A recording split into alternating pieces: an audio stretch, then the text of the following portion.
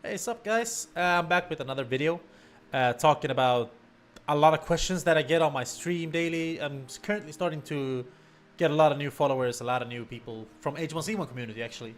And every day I get so many questions about Counter-Strike. Why I've stopped playing Counter-Strike. Will I start to play Counter-Strike again? Are you still in FPL? Is there a specific reason why you're not in FPL? Blah, blah, blah. So I'm going to have to try to answer these questions in the best possible way, okay? So, first off, I would like to say that the reason I'm not playing Counter-Strike competitively right now is because my motivation is low. It's very, very low. I'm not retiring from Counter-Strike. That's not what I'm trying to say. Uh, the thing is, though, in the end of Archangels, it was the last team I played with.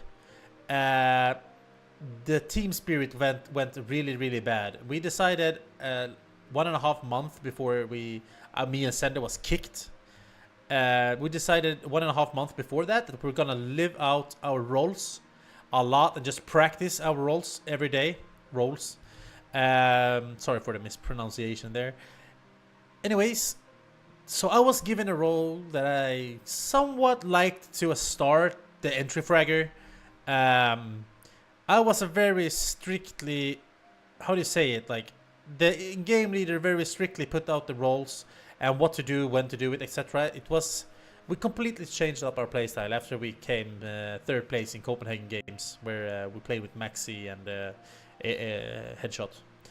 Anyway, so when we decided that these roles were gonna be like fulfilled completely, like everyone is gonna really like live into their role and do what that role is supposed to do, I kind of like felt that in the beginning the entry fragging was really good because we had a structure that we would play after. We would always have two people. I would go with Fates all the time, and we would just help each other in every situation basically and slowly search the angles and shit. But in the end, it became like very aggressive kind of thing where we executed. I would have to be the first one out. I would have to break the angles. I would have to create the situations for my team in rushes or whatever. And it ended up me dying first many times. Since in the I'm talking about the terrorist side, by the way. Rushing out in the angles, like let's just say cobblestone for an example. Rushing out on cobblestone, you will rush into a lot of people's angles. Of course, there's a lot of flashes involved and things like that, but you're the one to break the silence. So you would die a lot of times, right? I'm not complaining. I'm not saying anything about that. So that's how it went. And I get when I noticed that I couldn't really fulfill this role, I started doubting myself if I was good enough to play like this, and I could feel in the back of my head how my team were starting to doubt me as well, and that's really sad because if you feel that your team is doubting you and you already have some self-doubt, you are going to play shitty as fuck. Okay, just like I did. I played really shitty in the end of my career. I'm not done with Counter-Strike still. I played bad, really bad. So eventually me and Sandy got kicked because the team spirit was so bad. We argued about everything. We had fights over nothing. It was just bad. So me and Sandy got kicked. Something had to be done, and I had played really poorly the last couple of weeks. So I didn't get any hard feelings about getting kicked. I fully understood their decision. But this kick gave me a lot more self-doubt, which was like, yeah, I am really bad right now. So what am I gonna do? I decided that I would wait a little while, see if I could get any offers, even though I was the worst player on the team for a couple of weeks right there.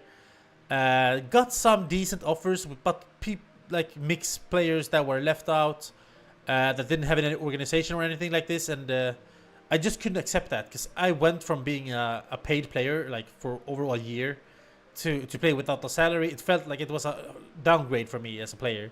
Not that I'm a fucking money horny or anything. I just felt like creating a whole team without any kind of any kind of background, like no results, no nothing, no organization. It was so much to do. So I was waiting for an offer of an already existing team, so I could like jump into a team that already had their grounds, they had their backup, they would go to lands, they would have support, they would have salary.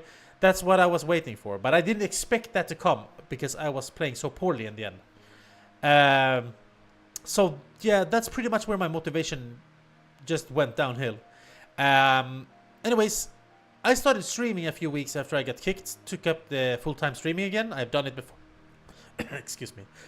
I've done it before, and right there it was something I felt like I really want to do because I loved streaming. I had to decide if I was gonna stream or play competitive Counter-Strike, since that takes so many hours away from you. I didn't have any time to stream, so I had to choose.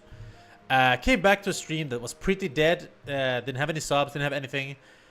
It just built it up again. Just started playing FPL, getting viewers, peaking pretty high, 250 I think, 250 viewers. It's pretty high for me.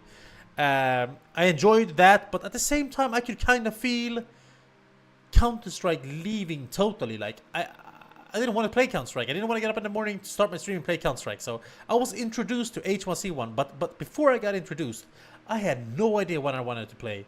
I had no idea what I wanted to do, but I knew that I wanted to stream. I wanted to stream because I felt like I gained so many friends, so many good people joined my stream. I had my good little community right there with frequent viewers, players, everything. It was so much fun. But a little bit after that, I continued playing Counter-Strike in order to be able to stream many hours daily. I was introduced to the H1Z1, King of the Kill, and it was shit at the beginning. I was like, whoa, this game is so shitty, it's buggy, it's horrible. How am I gonna stream this? And after a while, I just noticed that I feel like playing H1 today. Started playing H1, and it goes without saying, I lost 90% of all my viewers. My active mods, subscribers stopped subscribing. Obviously, because I was a Counter-Strike player. I was a professional Counter-Strike player that was streaming Counter-Strike. Doing switching game like that completely will end up in me losing a lot of viewers, a lot of subs, whatever. You know, that's how it goes. But after streaming H1Z1, it's almost exactly 1.5 months now when I've been streaming H1Z1 full time. It's been going really good lately, and I can't see myself in the near future playing Counter-Strike in a competitive scene of Counter-Strike. I can't see myself playing competitively in a long time, unless I would get an offer that I can actually live on, pay rent, pay food, buy clothes. It's gonna be a pretty good salary. I don't see myself getting that kind of offer anytime soon. I'm not retiring from Counter-Strike, definitely not. I have more to achieve in Counter-Strike. But as of right now, man, like I'm so used to talk to my stream. As of right now, guys, I really feel like making a name for myself in the H1Z1 community. I'm starting to become pretty good at H1Z1, and the streamers that I know that are Swedish streamers or English streamers are really good people. Like, they're fucking genuine, really good guys. I love them all. I was really welcomed into the H1Z1 community when it comes to Swedish streamers as well. They hosted me, they donated money to me, they wished me good luck. I felt something that I haven't felt in a long time. This new kind of burning motivation that I had in the beginning of my Counter-Strike career. I felt it again, and I still feel it. I'm in a learning curve in this game, and I'm having so much fun. So another question I get a lot is that, are you still in FPL? No, I got kicked because I was inactive. I couldn't play even if I wanted to, because I moved in with my girlfriend. I helped my parents to move. I've helped my brother with his apartment. So there have been a lot of things that, even if I wanted to, I couldn't play FPL. But even if I couldn't, I probably wouldn't, if that makes any sense.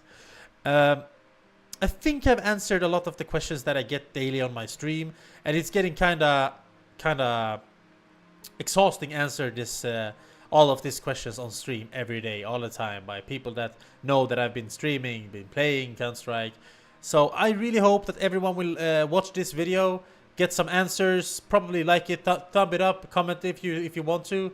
It's all up to you guys. I'm not gonna ask you to smash that like button, because I'm not a big YouTuber. So you guys like the video if you want, subscribe if you want to, comment if you have any more questions. I will make sure to answer every comment on this video. With that said, guys, I'm gonna have to say sorry for the cringy background music, but I felt sitting quiet in a room talking to a camera right now without having anything in my background could be pretty awkward. So I'm sorry for the cringe background music.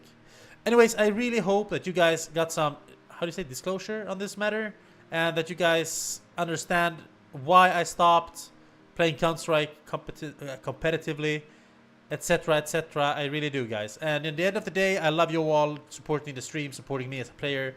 Thank you so much. It means the world to me. It really does. This is my job. You guys make my job possible, and I just genuinely love you all. I do. So thank you so much, guys. Mwah.